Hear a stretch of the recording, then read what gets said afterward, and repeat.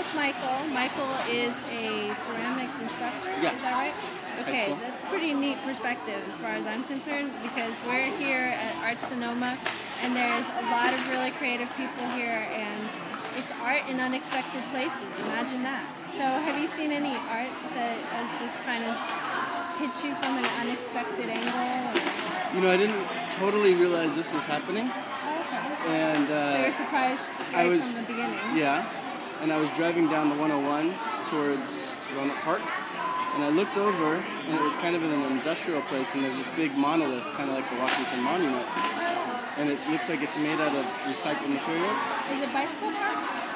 Maybe. I didn't get to see it because I was driving down the 101. I didn't want to. Oh no, I don't think that's that one. But it was really impressive, and it was in a place that I wouldn't have expected art, and it made me smile. It made me really kind of happy, and I hope that kind of stuff is happening more and more.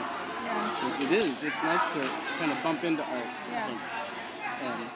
Plus, it gets you out of your, daily kind of grind and what your thoughts are on, what things you have to do. It does. Kind of It does. broadens your horizon. I think you're right. I think it takes you out of the stress and difficult moments of life. Do you think art really helps us in that way? I mean, I think we can all kind of relate with the fact that it's tough times economically and everybody's sort of struggling, but art seems to fill this void for at least me. What about you? Oh, absolutely. I think it's nurturing. It's I think to do art, to experience art, there is something it does for a human. It's not always completely understandable in some ways. It's a hard thing to put into words. It's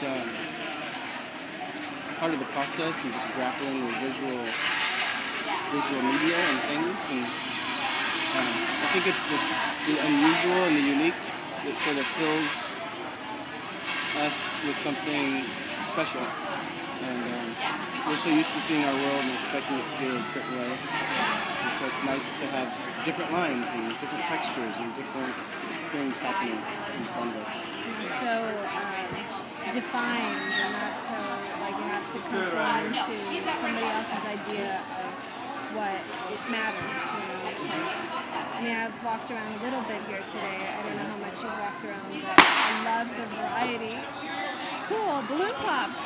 I love the variety of stuff going on. I just saw somebody on stilts, like really tall. I mean, it was like really tall. She barely could make it into the tent, and that's just that kind of experience is just, it's like magic. You just go, oh, I remember what it's like to be a kid, and everything wasn't all the same, and it just kind of shakes you up a little bit. Yeah, I think you're onto something there. When you are a kid, everything does seem new. You just change a little bit. You go to a different park. You play on a different toy. There's something fun. And I think that as adults, we can kind of get a little bit well, I've been there, I've done that, I've seen this. And I think for adults, it's really special.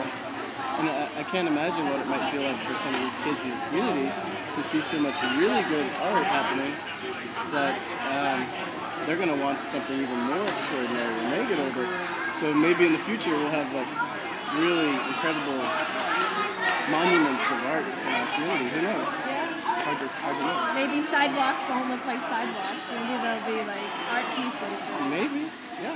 So tell me a little bit about your ceramics. What do you like to work with? What's your kind of inspiration? Well, I actually studied painting in school. I went to Sonoma State. They have a really impressive fine arts program. I kind of stumbled into it. The theater department over there I was involved with as well. But I was looking for an art job, and a ceramics job came up. I actually turned it down at first because I really wanted to work with paint and printmaking and drawing. And anyway, it fell the way it did, and I am really happy about that. Ceramics is super special because you can make functional things, you can make fine art. It's just you can do stuff with fire, and we've got over here Joel Bennett from JC. He's doing a raku over here. I've never met him, and I have about 10 or 11 friends that have told me, you got to meet Joel Bennett. You got to meet Joel Bennett. And this is the first time I've ever laid eyes on him. There he is, right there. I'm going to go meet him after we get done here. Over there. He's the guy with the black hat over there. Oh, cool. And I heard he was going to be doing a pit fire today, but apparently he's doing the raku. It's probably easier to do the raku. Now, what's a raku? Raku is a process. It's adapted from the Japanese or Chinese. Both. I think they did it in Chinese also, in China also. But it's a process of heating up the ceramic ware so it's glowing red hot, and they've got certain glazes on it. You pull it out of the kiln while it's glowing red hot, and you put it in something that's going to cut off the oxygen, like a metal trash can. And it's filled with combustibles like paper and sawdust and that sort of thing. And as soon as that ceramic work goes into the garbage can, touches all those combustibles, it starts a fire, and then you put the lid on real fast, and it cuts the oxygen. And it smokes in there, and there's this kind of a chemical reaction happening. And when you pull it out, you've got this raku, this very, very, you've probably seen it before, the white with the black crackles all the way through it. Yeah. It looks kind of cracked, but it doesn't look, like you can't see through the cracks. Exactly. And it's actually smooth even if you feel it.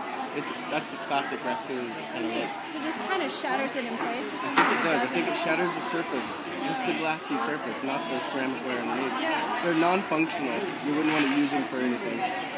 Although I think traditionally they were used for tea ceremonies. And there's also other raku glazes that will make them seem opalescent and like really pretty. Just also like oil and water, whatever that is. I can't think of the word. And I think the American tradition, they've taken it into another level. You know. Not staying with the traditional version of it, but kind of making another interpretation of raku. You said raku? Raku. R-A-K-U. Neat. How exciting. And Joel Bennett is a really impressive artist in his own right. Very well respected in the ceramic community in San Jose, Sonoma County. I know that he's been to Vietnam and he's working on projects there in Vietnam with the communities over there. And I don't know the details. I'm really excited to. Wow, that's something to really check out. Yeah.